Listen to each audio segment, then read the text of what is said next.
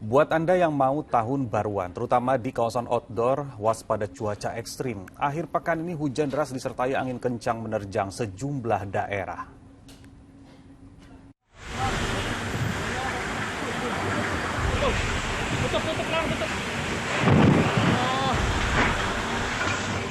Angin kencang tiba-tiba menerjang kawasan pertokoan dan permukiman warga di Kecamatan Cimanuk, Kabupaten Pandeglang, Banten. Atap berterbangan, sedikitnya 6 toko rusak. Angin kencang juga merusak puluhan rumah warga.